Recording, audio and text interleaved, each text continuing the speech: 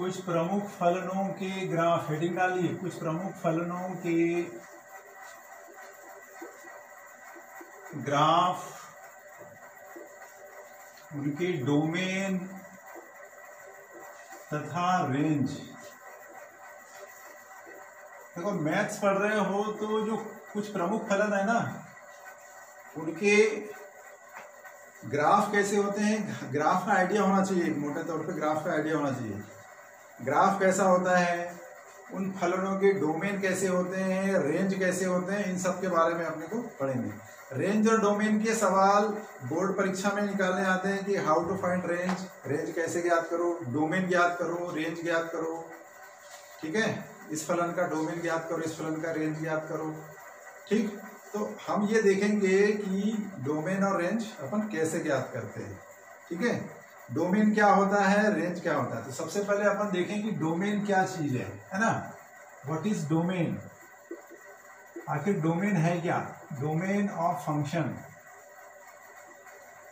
Domain of function y बराबर F X कोई function है ना। ठीक है, f is mapping from x to y। तो अपन क्या बोलते हैं, x का जो x जो रहता है ना, वो फलन का डोमेन कहलाता है। y क्या कहलाता है, कोडोमेन। और x के अवयवों का जो इमेज रहती है, इमेज का सेट क्या बोलते हैं, x के अवयवों के प्रतिबिंब या x का जो प्रतिबिंब होता है उसको रेंज बोलते हैं, है ना। तो डोमेन मतलब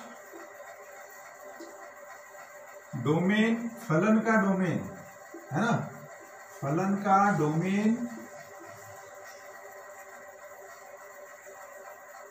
x के, x बिलोंग्स टू r के उन मानों का समुच्चय, उन मानों का समुच्चय जिनके लिए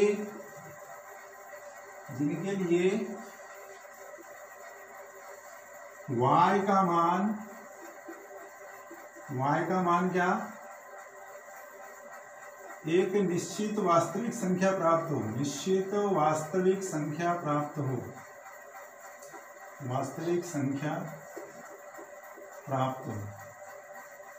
ठीक है, तो डोमेन मतलब x का वो मान जिनके लिए y का मान एक निश्चित वास्तविक संख्या प्राप्त हो, एक y मिले अपने को, एक निश्चित वास्तविक संख्या मिले। ठीक है, क्योंकि हम पढ़ रहे हैं कि यहाँ पे रियल फंक्शन पढ़ रहे हैं, है ना। रियल फंक्शन जिसका डोमेन क्या होता है, रियल नंबर का सेट होता है। और रियल वैल्यूड फंक्शन जो रिजल्ट मिलेगा वो भी कैसा मिलेगा, रियल वैल्यू मिलेगी। ठीक है, इसमें एक बात ध्यान रखना पड़ता है, इसको अपन ये भी बोलते हैं कि x के उन मानों का समुच्चय जिसके लिए y परिभाषित होता है। परिभाषित होता है मतलब y का मान निश्चित संख्या है। y परिभाषित नहीं होता मतलब x के उन मानों के लिए जिसमें y परिभाषित नहीं होता। परिभाषित नहीं होता मतलब y का मान जहाँ पे अनंत आ जाए, है ना, अनंत या 1/0 वगैरह आ जाए। ठीक है, तो हम क्या बोलते हैं कि वो अपरिभाषित है। तो अपन क्या बोलते हैं कि डोमेन मतलब क्या, डोमेन को अच्छे से समझ लो। डोमेन ऑफ फंक्शन मतलब x के मानों का समुच्चय। ठीक है, x के उन मानों का समुच्चय जिनके लिए y का मान निश्चित, एक y1 जो है या fx जो है वो वास्तविक संख्या हो। अगर वो अपरिभाषित होता है किसी फलन के लिए, अगर y का मान x के किसी मान के लिए, किसी फलन के लिए नहीं, x के किसी मान के लिए y का मान अपरिभाषित होता है, तो हम क्या बोलते हैं, उसको डोमेन में नहीं गिनते, है ना। मैं अभी कुछ सवाल देखेंगे, कुछ एग्जाम्पल देखेंगे किसके लिए अपरिभाषित होता है ना, उनको अपन देखते हैं। तो डोमेन मतलब x के उन मानों का समुच्चय, ठीक है, x बिलोंग्स टू r, और ये कहाँ पे रहेंगे, ये यहाँ के रहेंगे, x के उन मानों का समुच्चय, बल्कि ये कर लें x टू पावर x के उन मानों का समुच्चय जिनमें y का मान एक निश्चित संख्या हो। ठीक है, रेंज क्या होती है, रेंज मैंने बताया था x के प्रतिबिंबों का समुच्चय, x के प्रतिबिंबों का समुच्चय क्या कहलाता है? x के प्रतिबिंबों का समुच्चय f का रेंज कहलाता है, रेंज कहलाता है। ठीक है, ये नोट करते जाइए। तो y बराबर एफ एक्स में सिंपली अगर कहें तो x का जो समुच्चय कहलाता है, x का समुच्चय डोमेन कहलाएगा और एफ एक्स या y का समुच्चय प्रांत कहलाएगा। ठीक है, सॉरी, एफ एक्स, एक्स का समुच्चय क्या कहलाएगा? डोमेन, और एफ एक्स का समुच्चय या वाई का समुच्चय रेंज कहलाएगा। फिर से बोल रहा हूँ, एक्स का समुच्चय डोमेन और एफ एक्स का समुच्चय रेंज। फिर से, एक्स का समुच्चय डोमेन और एफ एक्स या एफ एक्स इसके बराबर वाई, वाई का समुच्चय रेंज कहलाता है। ठीक है, आ गया समझ में? अब कुछ प्रमुख फलन देखते हैं, उससे तुम लोगों को समझ में आएगा कि सर ये डोमेन क्या है, रेंज क्या है। धीरे धीरे आएगा समझ में, लेकिन एक बार समझ में आ गया तो फिर फुर्सत। तो कुछ प्रमुख फलन में सबसे पहले आता है, नंबर 1 पे आता है तत्समक फलन। ठीक है, तत्समक फलन, तत्समक फलन। अब ये 11वीं क्लास में आए हो तो गणित लिए हो तो गणित में फलन के ग्राफ से तुमको दोस्ती करनी पड़ेगी। ठीक है, जितने अच्छे ग्राफ पता रहेंगे उतनी अच्छी मैथमेटिक्स बनेगी, है ना। तो ग्राफ को थोड़े से अच्छे से आपको तैयार करना है। तो तत्समक फलन, तत्समक फलन को किसको बोलते हैं? इसको बोलते हैं y बराबर एफ एक्स बराबर एक्स, एफ एक्स बराबर एक्स। ठीक है, जहां for all x belongs to, जहां x बिलोंग क्या करती है? r को, है ना। r क्या है? वास्तविक संख्या। ठीक है, तो एफ एक्स बराबर एक्स, ये क्या कहलाता है? तत्समक फलन कहलाता है। ठीक है, अब इसका ग्राफ खींचते हैं। तो ग्राफ कैसे खींचते हैं तुमको पता है, ये ग्राफ पेपर तुमने 9वीं क्लास में किए होंगे, है ना। ग्राफ पेपर में अपन क्या करेंगे, यहाँ पर x के मान ले लेंगे। ठीक है, x के मान ले लेंगे यहाँ पर, और यहाँ पे y बराबर एफ एक्स के मान आ जाएंगे। ठीक है, x के मान और y बराबर एफ एक्स के मान। अब देखो कैसे हो गए, देखो जैसे x बराबर 0 रखें, है ना, तो एफ एक्स बराबर कितना है? एफ एक्स बराबर कितना है? Mod of, sorry, F X बराबर x है। ठीक है, तो x बराबर 0 रखेंगे तो क्या होगा? ये आ जाएगा क्या? f0, f0 मतलब क्या हो जाएगा? 0 आ जाएगा। ठीक है, तो x बराबर 0। अब यहाँ पर जैसे ग्राफ पेपर में तुमको पता है क्या होता है, बीच में क्या होता है? 0 0, 9वीं क्लास में पढ़े हो, है ना। इसको क्या बोलते हैं? x x डेस, इसको क्या कहते हैं? y y डेस। ये मान के चलो, अब ये समान दूरी पे होता है, ये, है ना। ये मान के चलो 1 2 3, ठीक, 1 2 3। ठीक है, वाई एक्स पे भी ले लो, ये बराबर बराबर दूरी पे लेंगे, 1 2, इधर 3, ये -1 -2 -3। ठीक है, इधर भी क्या आ जाएगा? -1 -2 -3। ये सब किए थे तुम लोगों ने 9वीं क्लास में। हम जैसे ये x बराबर 1 रहेंगे, x बराबर 0 से ये 0 आ जाएगा। x बराबर 1 लेंगे तो क्या आएगा? x बराबर 1 रखेंगे तो ये आ जाएगा f1, या x बराबर 1 रखेंगे तो f1 का मान कितना आ जाएगा? 1 आ जाएगा। ठीक है, तो 1 का मान ये 1 रख दिए। ठीक, फिर x बराबर 2 रखें, x बराबर 2 रखेंगे तो क्या आ जाएगा? f2 बराबर कितना आ जाएगा? ये 2 आ जाएगा। ठीक है, यहाँ ये 2, ये 2, ठीक है, यहाँ 3, तो यहाँ f3 का मान कितना आ जाएगा? 3 आ जाएगा। वैसे इधर ऋण एक मान रहेंगे तो क्या आ जाएगा? f-1 बराबर कितना आ जाएगा? बोलो, -1 आ जाएगा, है, एंड सो ऑन, ऐसे चलते जाएगा। ठीक है, तो ये यहाँ पर ये -1 पर, तो ये यहाँ पर मान आ जाएगा। ये समझ में आ रहा है कि नहीं है? ये फिर वैसे -2 लेंगे तो यहाँ पर ये -2 आ जाएगा यहाँ पर, या -3 लेंगे तो y का मान -3 आ जाएगा। तो इसको सब जब मिलाएंगे हम तो ये एक सरल रेखा बनेगी, ये इस टाइप से। ठीक है, तो ये किसका ग्राफ है? ये y बराबर एफ एक्स बराबर एक्स, या सिंपली इसको बोलेंगे y बराबर एक्स का ग्राफ है, ये इधर भी चलती जाएगी, इधर भी चलती जाएगी, ठीक है। तो ये तत्समक फलन का ग्राफ हुआ, ठीक है, आगे समझ में।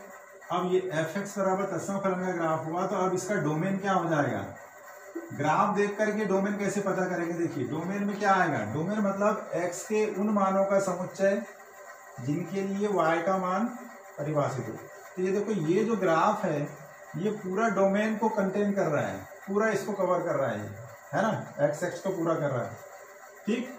तो ये इसका जो डोमेन हो जाएगा ये पूरा एक्स एक्स हो जाएगा, और ये एक्स अक्ष क्या है, वास्तविक संख्या रेखा है, संख्या रेखा है, मतलब इसका डोमेन हो जाएगा आर, या क्या हो जाएगा, वास्तविक संख्याओं का समुच्चय, ठीक है, वास्तविक संख्याओं का समुच्चय, ये क्या हो गया, इसका डोमेन हो गया।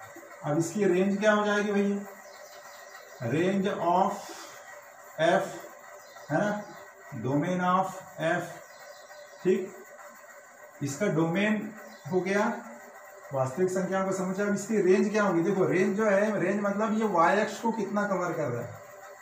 देखो ये भी संख्या रेखा है, ये भी संख्या रेखा है, ये भी वास्तविक संख्या रेखा है, वास्तविक संख्या मतलब रियल नंबर लाइन, ये भी वास्तविक संख्या। तो देखो इसने भी इसको पूरा कवर कर लिया है ना, ये पूरा कवर कर लिया है इधर, तो इसका रेंज भी क्या हो जाएगी, आर, मतलब वास्तविक संख्याओं का समुच्चय, वास्तविक संख्याओं का समुच्चय। या अगर बोले तो domain of F X equal to set of real number, इसका डोमेन भी सेट ऑफ रियल नंबर होता है, इसका रेंज भी सेट ऑफ रियल नंबर होता है, किसका, आइडेंटिटी फंक्शन का, ठीक है। तो ये ग्राफ बनाने की कोशिश करो, बनाओ ग्राफ, ग्राफ बनाओ, सब लोग ग्राफ की प्रैक्टिस करो, ठीक है। ग्राफ जो है वो रियल नंबर लाइन को कितना कवर कर रहा है ना, तो ये पूरा कवर कर रहा है, इसलिए इसका डोमेन आर हो गया और ये रेंज आर हो गया। चलिए अगला देखिए, अगला देखो, चलो हो गया। दूसरा फंक्शन है,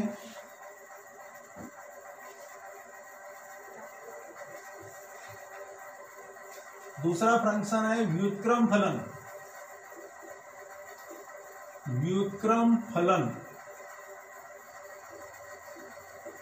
व्युत्क्रम फलन मतलब F X equal to 1/x, ये व्युत्क्रम फलन कहलाता है, ठीक है, y बराबर एफ एक्स, ठीक, व्युत्क्रम फलन।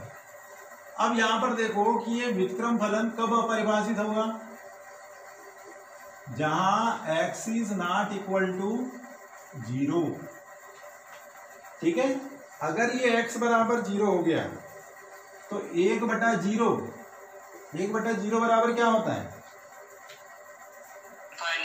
इनफाइनाइट होता है ना, अनंत, या इसको दूसरा नाम है, इसको अपरिभाषित बोलते हैं, क्योंकि अनंत कोई संख्या नहीं होती, अनंत मतलब बहुत बड़ी, है ना, इनफाइनाइट तो कोई संख्या है नहीं, है ना, तो इसलिए अपरिभाषित बोलते हैं। तो ये x बराबर 0 रखेंगे तो ये अपरिभाषित हो जाएगा।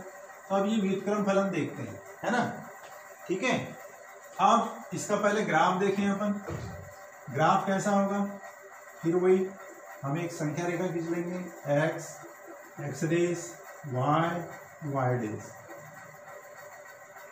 ठीक है भाई, x, x days, y, y days. अब यहां पर देख f0 तो रख नहीं सकते, है ना, ठीक, तो f1 रखेंगे तो क्या आएगा, f1 रखेंगे तो 1/1 इक्वल टू 1 आ जाएगा, है ना, x बराबर 1 से, x बराबर 2 रखने पर क्या आ जाएगा, f2 बराबर क्या आ जाएगा, 1/2 आ जाएगा, है ना, x बराबर 3 रखेंगे तो क्या आएगा, f3 बराबर कितना आ जाएगा, 1/3। अब जैसे ग्राफ खींचते जाए इसका, है ना, ये हो गया 1, ये 2 और ये 3, है ना, इधर भी आगे बढ़ाते जाएंगे, जगह नहीं है, पर तुम लोग जितना बढ़ाना है बढ़ा लेना, लेकिन ग्राफ की थोड़ा सा प्रैक्टिस जरूरी है। ये इतने दूरी पर यहाँ पे -1, ये स्केल से रहेगा, अंदाज ही नहीं करना है इसको, है ना, this is -2, this is -3 and so on, इधर भी चलते जाएगा, है ना। ये इतने दूरी पर ये 1, ये 2, इसको मैं ऊपर और कर देता हूँ, ठीक है, 1, 2, 3 इधर, इधर भी ये -1 -2, इसको और इधर चलें तो -3। अब देखो इसका ग्राफ खींचते हैं भाई। देखो F1 का मान 1 आया तो ये यहाँ पे आ गया, चलो ठीक है, बहुत बढ़िया। अब F2 2 में कितना आ गया, 1/2 यहाँ आ गया, तो ये आधा यहाँ कहीं आएगा, तो यहाँ कहीं आ गया। 3 में आ गया तो फिर आधे का आधा, मतलब ये यहाँ कहीं आएगा। 4 आएगा तो और कम। अच्छा आधा लेंगे तो क्या आएगा, F1/2 अगर लेंगे तो कितना आ जाएगा, 1/1/2 बराबर कितना आ जाएगा, 2 आ जाएगा। तो आधे में कितना आ जाएगा, 2। ठीक है, फिर और 1/3 लेंगे, है ना। F1/3 लेंगे तो कितना आ जाएगा, ये 1/1/3 ऊपर चला जाएगा तो कितना आ जाएगा, ये 3 आ जाएगा। आधे से भी और कम लेंगे तो ये यहाँ आ जाएगा। ठीक है, तो अब इसको अगर ऐसा ये बनाते जाए तो ये ग्राफ आ जाएगा ऐसा, लाइक दिस, ये, और ये इधर ये चलते जाएगा ये। ठीक है, लेकिन ये ग्राफ जो है कभी भी x को टच नहीं करेगा। ठीक है, टच नहीं करवाना है इसको। ठीक है, क्योंकि टच करेगा तो ये हो गई तुम्हारी 0 0 हो गई। वैसे ही F-1 में यहाँ पे आ जाएगा, है ना। F-2 में -1/2 आ जाएगा। ठीक है, 1/2 में कितना आ जाएगा, -2 आ जाएगा, ये यहाँ पे आएगा। ठीक है, 1/3 में ये फिर और इधर आ जाएगा। फिर ये इधर 2 में क्या आ जाएगा, 1/2 में -1/2, मतलब ये यहाँ कहीं आ जाएगा, है ना। ये इस टाइप, तो इसको भी अपन ग्राफ खींचे तो ये इस टाइप से आएगा। ठीक, ये तो ये इस टाइप से हमको ग्राफ मिलेगा, है ना। तो ये क्या हुआ, व्युत्क्रम फलन का ग्राफ। ये इनवर्स फंक्शन का ग्राफ है, व्युत्क्रम फलन का ग्राफ।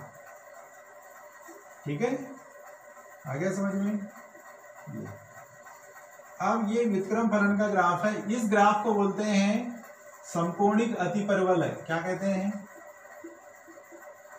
समकोणिक अतिपरवलय का ग्राफ कहलाता है। अब ये समकोणिक अतिपरवलय क्या होता है ये अपन बाद में पढ़ेंगे, रेक्टेंगुलर हाइपरबोला। ठीक है, जब अपन बाद में पढ़ेंगे अपन 2 डायमेंशनल ज्योमेट्री में। ये तो ये होता है व्युत्क्रम फलन का ग्राफ। अब इसमें देखो, इस ग्राफ देख करके डोमेन कैसे पता लगाएंगे, डोमेन क्या हो जाएगा। देखो इसने पूरा कवर किया x को, लेकिन x का मान कभी भी 0 नहीं हो सकता, क्योंकि 0 होगा तो फलन अपरिभाषित हो जाएगा। तो 0 को छोड़ करके सारी वास्तविक संख्या, है ना। तो 0 को छोड़ करके सारी वास्तविक संख्या, मतलब इसका डोमेन क्या हो जाएगा, r-0, जिसके लिए अपरिभाषित होता है फलन, जिसके लिए अपरिभाषित होता है उसको r में से घटा देते हैं। ठीक है, तो r-0 हो जाएगा।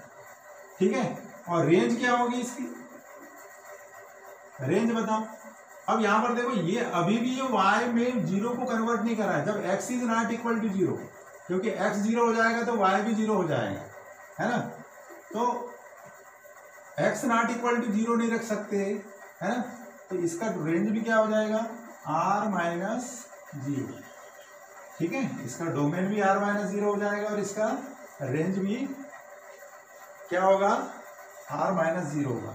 रेंज समझ में आया कि नहीं, कि देखो देखो यहाँ पर भी ये y एक्स को कहीं टच नहीं कर रहा है ना, ये अंत में भी नहीं कर रहा है, यानी y का मान लगातार कम होते जा रहा है, कम होते जा रहा है, लेकिन y का मान 0 नहीं होगा। y का मान 0 कब होगा, जब x बराबर इन्फिनिटी रखेंगे। तो इन्फिनिटी तो रख ही नहीं सकते अपन, है ना। ठीक है, तो इसलिए इसका रेंज क्या हो जाएगा, r-0। ठीक है, डोमेन हो गया r-0 और रेंज क्या हो गई, रेंज भी r-0 हो गई। ठीक है, ये व्युत्क्रम फलन का ग्राफ है। आगे समझ में, नोट करते जाओ फटाफट, रेंज समझने की कोशिश करते जाओ, है ना। ठीक है,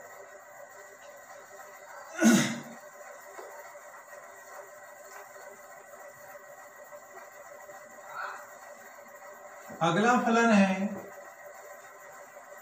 नेक्स्ट फंक्शन है अचर फलन। अचर फलन, अचर फलन कैसा होता है ना, जैसे एफ एक्स इक्वल टू के, ठीक है, इसको अपन क्या बोलते हैं, अचर फलन बोलते हैं, ठीक है। अब अचर फलन का ग्राफ कैसा होगा, जैसे मान के चलो, माना यहाँ पे ले ले के बराबर 1 ले ले, है ना, तो एफ एक्स बराबर कितना आ जाएगा, 1 आ जाएगा, ठीक है, एफ एक्स बराबर 1। तो अब इसका जब ग्राफ खींचेंगे तो एफ जीरो का मान भी क्या आ जाएगा, 1 ही आ जाएगा। अरे यहाँ तो एक्स है ही नहीं है, तो क्या होगा, है ना, एफ जीरो बराबर 1, एफ वन बराबर भी क्या आ जाएगा, 1 आ जाएगा, एफ टू बराबर भी क्या आ जाएगा, 1 आ जाएगा, F3 बराबर भी क्या आ जाएगा, 1 आ जाएगा, F-1 बराबर भी क्या आ जाएगा, F-1 भी रखेंगे तो 1 ही आएगा, F-2 भी रखेंगे तो क्या आएगा, 1 आएगा, F-3 भी रखेंगे तो क्या आएगा, 1 आएगा, है ना। यहाँ k बराबर 1 मान दे, अब फिर वही करें, ठीक है, ये x हो गया, x डेज, y डेज, ठीक है। अब ये मान के चलो, ये हो गया 1 2 3, 1 2 3, ये अगर पॉइंट है नंबर लाइन पे, ये -1 -2 -3। अब देखो एफ जीरो, ये 0 0 हो गया, एफ जीरो का मान कितना आया, ये 1 हुआ, ये 2 हुआ, ये 3 हुआ, ठीक है। लेकिन ये डिस्टेंस जो है ये बराबर बराबर रहेगी, ये ध्यान में रखना है तुम लोगों को। इसमें मैं रफ डायग्राम है, ये 1 2 3, ये मतलब 1 सेंटीमीटर की रहेगी, है ना, ये पता होना चाहिए तुम्हें। अब एफ जीरो का मान कितना है, 1, तो जीरो का मान हो गया 1, यहाँ पे रखो। F1 का मान भी कितना है, 1, F2 का मान भी कितना है, 1, F3 का मान भी कितना है, 1, F4 का मान कितना है, इधर भी करेंगे तो कितना आएगा, -1 का मान भी 1 आएगा, -2 का मान भी 1 ही आएगा, -3 का मान भी कितना आएगा, 1 आएगा। अब इन सब रेखाओं को मिलाएंगे, ठीक है, तो ये बन जाएगा, ये एफ एक्स बराबर 1 का ग्राफ हो गया। अब इस ग्राफ को देख करके बताओ कि इसका डोमेन क्या होगा। डोमेन मतलब क्या हो जाएगा, इसका डोमेन बता सकते हो। डोमेन मतलब ये देखो कि एक्स एक्स कितना कवर हो रहा है, ये इधर तक चले जाएगा, ये क्या आएगा, देख करके बताओ ग्राफ को। देखा सिर्फ एक ही मान मिल रहा है, 1 होगा, है ना, ठीक है, इसका रेंज 1 हो गया। ये एफ एक्स बराबर क्या, 1 का ग्राफ हो गया। अच्छा, एफ एक्स बराबर अगर के रहता, है ना, माना कि फलन एफ एक्स बराबर अगर 5 रहता तो डोमेन क्या हो जाता, डोमेन क्या हो जाता, आर हो जाती, और रेंज क्या होता, 1 की जगह क्या 5 आ जाता, है ना। वैसे ही एफ एक्स बराबर अगर किए तो इसका डोमेन क्या हो जाएगा, बोलो, आर, और रेंज क्या होगी, बोलो, या निरपेक्ष फलन,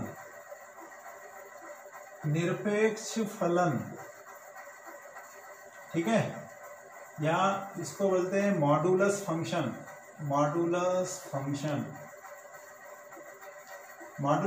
को बोलते हैं एफ एक्स बराबर मॉड ऑफ एक्स। इसको जरा अच्छे से समझ लो, ये बहुत परेशान करता है अपने को। एफ एक्स बराबर 5 होता है, ऋण 5 का भी निरपेक्ष मान क्या होता है, 5, मतलब इसको संख्यात्मक फलन भी बोलते हैं, सिर्फ इसका संख्यात्मक मान देते हैं, है ना, ठीक है ना।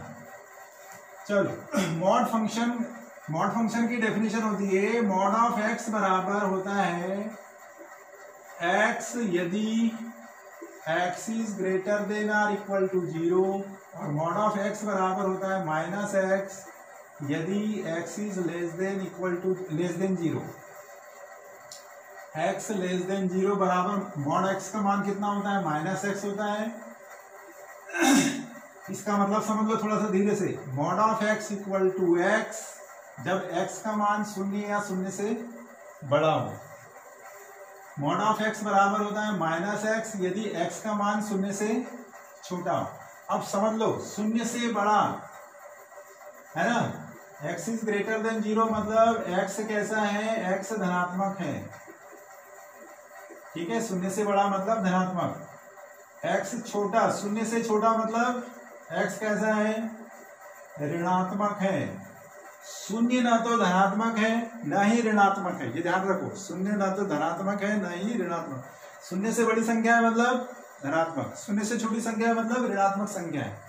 ठीक है, तो mod of X equal to x यदि एक्स इज ग्रेटर देन और equal to 0, mod of X बराबर माइनस एक्स यदि एक्स इज लेस देन 0। अब देख जैसे 5 का मान, 5 का निरपेक्ष मान क्या होगा, 5 शून्य से बड़ा है इसलिए मॉड ऑफ एक्स बराबर कितना आ जाएगा, 5 आ जाएगा। अब ऋण 5 का निरपेक्ष मान कैसा होगा, ऋण 5 का भी निरपेक्ष मान 5 कैसे आता है, देखो मॉड ऑफ एक्स बराबर होता है माइनस एक्स, ये माइनस एक्स। ठीक है, यहां पर इसको मान लीजिए थोड़ी देर के लिए एक्स मान लो, ये एक्स। अब एक्स का मान शून्य से छोटा है। ठीक है, यहां पर मान लो कि माना कि ऋण 5 बराबर हो गया एक्स मान लो, है ना, तो मॉड ऑफ एक्स बराबर कितना आ जाएगा, ये ऋण 5 को मान लीजिए एक्स, है ना, तो ये हो गया एक्स, एक्स बराबर, अब एक्स का मान ऋण 5 है तो इसलिए कितना आएगा, ये माइनस एक्स आ जाएगा। ठीक है, आ गया समझ में, ठीक, आगे। और एक्स का मान कितना है, यहां पर मान ले, ठीक है, इसको अपन ऐसा करें मॉड ऑफ 5 इक्वल टू 5, ये तो ठीक है। अब x बराबर मान के चलो ऋण 5, है ना, तो मॉड ऑफ x बराबर क्या होगा, अब ऋण 5 जो है वो शून्य से छोटा है तो मॉड ऑफ x जो होगा वो माइनस एक्स हो जाएगा, है ना। अब x का मान रख दो, x बराबर कितना है, यहाँ पर x बराबर है ऋण 5, है ना, तो ये यहाँ पे x बराबर ये ऋण 5 का मान रख दिए, तो ऋण गुणा ऋण हो गया है धन और धन का हो गया है 5। ठीक है, तो ऋण 5 का निरपेक्ष मान धन 5 इस टाइप से होता है।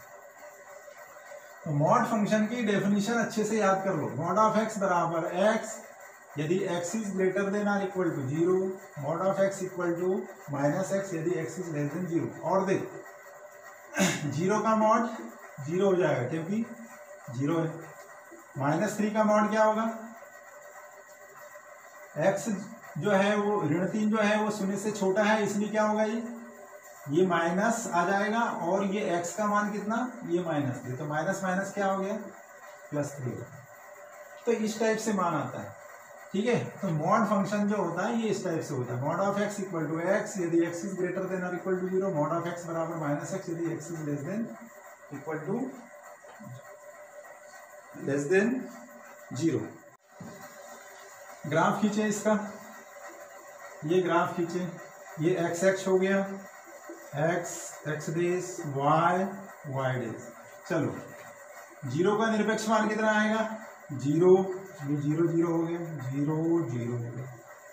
1 का निरपेक्ष मान कितना आएगा, 1, यहाँ पे ले लो फिर 1 1 2 3, है ना, इधर भी ये कितना आएगा, ये -1 -2 -3। ठीक है, ये 1 2 ये 3। ठीक है, अब 0 का निरपेक्ष मान 0 हो गया, 1 का हो गया 1, -1 का क्या मिलेगा, -1 का भी निरपेक्ष मान कितना मिलेगा, 1 मिलेगा, है ना। मॉड मतलब चिन्ह को गायब कर दो, खत्म। 2 का निरपेक्ष मान क्या मिलेगा, 2 का निरपेक्ष मान 2, -2 का मान क्या मिलेगा, इसका भी 2। ठीक है, 3 का क्या मिलेगा, 3, 4 का क्या मिलेगा, 4, है ना। ऋण 3 का निरपेक्ष मान कितना मिलेगा, 3, ऋण 4 का निरपेक्ष मान क्या मिलेगा, 4। तो ये इस टाइप से ऐसे चलते जाएगा। ठीक है, तो 1 का एब्सोल्यूट वैल्यू मिल गया 1, यहाँ पे आ गया, 2 का आ गया 2, 3 का आ गया 3। ठीक है, तो ये इधर ग्राफ में जाएगा, फिर -1 का 1, -2 का 2, -3 का 3, मतलब ये यहाँ पे कहीं आएगा, यहाँ पे। ठीक है, अब इसको मिला दो ऐसा, ये मिल गया, ठीक है। इस तरफ ये भी मिल जाएंगे ऐसे, ये आ गया। तो ये अपने को ग्राफ मिल गया, ये इधर चले जाएगा, ये इधर चले जाएगा। अब इसको बताओ देख करके कि इसका डोमेन क्या होगा, इसका डोमेन क्या हो जाएगा। देखो ये डोमेन जो है पूरा एक्स एक्स कवर कर रहा है ना। ऑब्वियसली इसका डोमेन क्या हो जाएगा, आर हो जाएगा। और रेंज क्या हो जाएगा भाई इसका, रेंज बताओ। देखो अब रेंज देखो, ये सिर्फ ऊपर के वाई एक्स को कैंसिल ये कर रहा है ना, ठीक है। तो ये क्या होगा, ऋणोत्तर